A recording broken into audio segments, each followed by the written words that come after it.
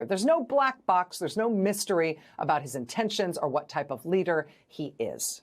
He's doing the same things they all do. Again, blame an enemy. Give yourself emergency powers. Consolidate power. Enrich yourself. Never give up power. And join the club with other strongmen if you can. They all do the exact same thing. And Trump has always told us that these are the things that he would do. There is no mystery about what he wants or how he is trying to get it. Where there is mystery and where there is drama and where the history of this moment will be told is in two things. The two open questions we've got are, how are we going to respond as a country, right? We know what he's doing and how he's trying to do it. How are we going to respond as a country, meaning how far are we going to let him go? That story still being written today, every day in your personal life. But number two, how skilled is he going to be at trying to pull this all off? How skilled is he going to be or not? And again, just in today's headlines, there's plenty of news on that front as well. Because whatever you think of his intentions, his skill level is low. I mean, to the extent that what he's trying to do depends on him using his control over the government to do the things he wants to do, right? The operations of his government and to a certain extent his political operation continue every day to be kind of a clown show. I mean, for a would-be strongman, for a man who wants to seem like a Putin type, right? Like one of these strongmen that he so admires all over the world. For a would-be strongman, there really is profound weakness here. Take the Lisa Cook debacle as an example. Trump has asserted that he needs unprecedented control over every lever of the U.S. economy, even levers over the U.S. economy that were explicitly designed from jump to be independent of any president's influence. He wants not only control over raising revenues through taxes, which is something only Congress is supposed to do. He wants control over what the government spends, which is something that Congress is supposed to be able to do. He wants control over the central bank, which is something that is explicitly designed to not be controlled by the U.S. president. Now, should Trump have expanded control over more elements of the U.S. economy? Should he have unprecedented control over levers of the U.S. economy? Well, how has he done with the stuff that he does control already? I don't know. Under him, we've had job growth suddenly slow to a 16-year low, excluding the pandemic, which happened in his first term. Under him, long-term unemployment is now, per the Washington Post today, quote, at a post-pandemic high and a level typically only seen during periods of economic turmoil. Thanks to Trump's second-term policies, health insurance premiums are about to spike to their biggest jump in at least 5 years. There are 24 million Americans on Affordable Care Act plans, and above and beyond the spike in health care premiums that everybody's about to see, if you're on the Affordable Care Act, this next year, your health insurance costs are expected to rise by more than 75%. That's affecting 24 million Americans. Health care costs up more than 75% in a year. That's because of Trump's policies. How's he doing in your personal economy? Donald Trump has done such a hit job on the economy that he is now putting his name on the signs at a bunch of infrastructure projects that were passed and funded by Joe Biden. In Biden's legislation that Trump was fanatically and vocally opposed to. Inflation is up, the labor market is down, health prices are about to go through the roof, and so Trump is taking credit, literally putting his name on Joe Biden's economic projects in the hopes that maybe he'll at least get credit for that stuff, because that stuff seems like it's working. So yeah, a guy with that record, should this man get even more control over the U.S. economy? Should he also take the reins of the Federal Reserve Bank that is legally independent from him? I think that's a reasonable question. But the way he's tried to get that control, the way he's tried to get control of the Federal Reserve is by making wild accusations against Lisa Cook, against a woman who is on the board of governors of the Fed, who Trump has decided he's going to try to remove her from her post and thereby grasp the reins of the Fed and control it himself. And how has he gone after Lisa Cook? He has accused her of mortgage fraud. For Republicans, the current trajectory raises concern. For this supposed terrible mortgage fraud. And as bizarre as this attack is, I mean, you know what? The details of it aren't working out for him. We first had reporting from ProPublica and Reuters that the thing for which Lisa Cook is being accused is not something for which people really ever criminally get charged. Then we had further reporting from ProPublica that the thing for which she is accused is something that has also been done, apparently, by at least 3 members of Trump's cabinet, as have family members of the Trump administration's federal mortgage guy who made this accusation against Lisa Cook in the first place. Now, this weekend and today, we have reporting that Lisa Cook does not appear to have done anything wrong with her mortgage at all. This was their big swing, to take control of the Fed and make it subject to his whims and his peculiar form of economic genius that right now is bankrupting your favorite North Dakota soybean farmer. I mean, this was their big swing to give Trump huge new power over the biggest economy on the planet.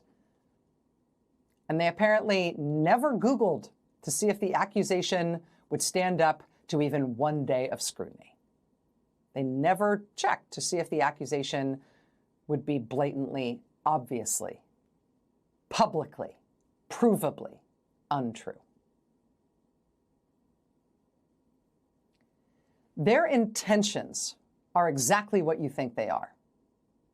Their capabilities, though, are not so much. I mean, you may have also noticed today that Donald Trump has not initiated a U.S. military invasion of Chicago.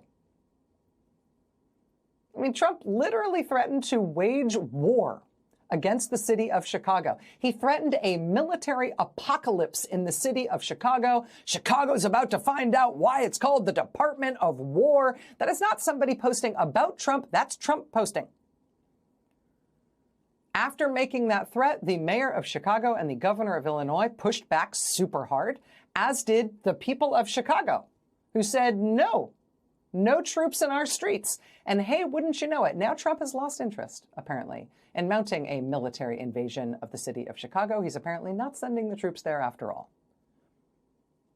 And hey, if you are watching me right now and you are one of the people, one of the tens of thousands of people who went to those big peaceful protests and rallies and demonstrations against Trump's promised invasion of Chicago, congratulations, you did it.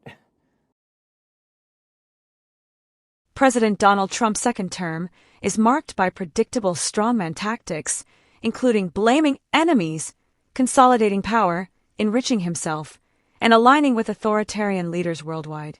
However, his execution reveals significant weaknesses and operational failures, raising questions about his ability to achieve these goals amid growing resistance from citizens, institutions, and economic realities. Critics highlight Trump's transparent intentions, echoing patterns seen in global autocrats. The real uncertainties lie in the nation's response, how far Americans will allow these efforts to proceed, and Trump's competence in implementing them. Daily headlines underscore a clown show in government operations, undermining his image as a formidable leader akin to those he admires, such as Vladimir Putin.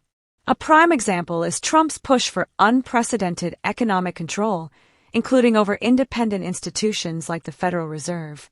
He seeks authority beyond traditional presidential bounds, such as dictating taxes and spending, roles reserved for Congress, and influencing the central bank, designed to operate free from political interference. Yet, his handling of existing powers has led to economic turmoil. Job growth has slowed to a 16-year low. Excluding the pandemic during his first term, long-term unemployment has hit post-pandemic highs typical of recessions, and health insurance premiums are set to surge by the largest margin in at least 5 years. For the 24 million Americans on Affordable Care Act plans, costs could rise over 75% next year due to his policies. In a bid for positive optics, Trump has affixed his name to signs at infrastructure projects funded by legislation from President Joe Biden, which Trump vehemently opposed. This move comes as inflation rises and the labor market weakens, prompting him to claim credit for Biden-era successes amid his own economic setbacks. Trump's attempt to seize control of the Federal Reserve exemplifies his faltering strategy. He targeted Lisa Cook, a black woman on the Fed's Board of Governors, accusing her of mortgage fraud and directing the Justice Department to investigate. The goal: remove her to install loyalists and bend the independent body to his will. However, the allegations crumbled under scrutiny. ProPublica, and Reuters reported that such practices are rarely prosecuted criminally. Further revelations showed Trump's transportation secretary nominee and family members of his administration's federal mortgage official had engaged in similar actions, per mortgage documents. This botched effort, intended to grant Trump sweeping new powers over the world's largest economy, collapsed due to lack of basic due diligence, exposing the administration's incompetence. Trump's threats of military action have also fizzled. He warned of invading Chicago, posting, "Chicago is about to find out why it's called the Department of War." The city's mayor, Illinois governor, and tens of thousands of protesters pushed back forcefully, leading Trump to abandon the idea. Protesters' peaceful rallies successfully deterred the deployment, illustrating that resistance can thwart his plans. In the justice system, grand juries, composed of ordinary citizens, are rebuffing the administration's prosecutorial overreach. In Los Angeles and Washington, D.C., they have repeatedly refused to indict individuals targeted by Trump's prosecutors, an unprecedented development in U.S. legal history. Immigration enforcement blunders further highlight disarray. Immigration agents arrested, shackled, and deported hundreds of South Korean workers legally in Georgia building a battery plant. The incident sparked outrage in South Korea, a key U.S. ally. Trump issued a public apology online, clarifying that foreign companies investing in complex U.S. projects are welcome to bring expert employees without fear. The episode revealed a poorly controlled abuse machine, targeting anyone appearing foreign, without regard for legality or consequences. These failures paint Trump as a would-be strongman whose grand ambitions, now including vows to use government against political enemies on the left, are undermined by incompetence. While his rhetoric promises annihilation of opponents, his track record suggests predictability without proficiency, leaving room for public pushback to shape the outcome. As the term progresses, the nation's response will determine how much further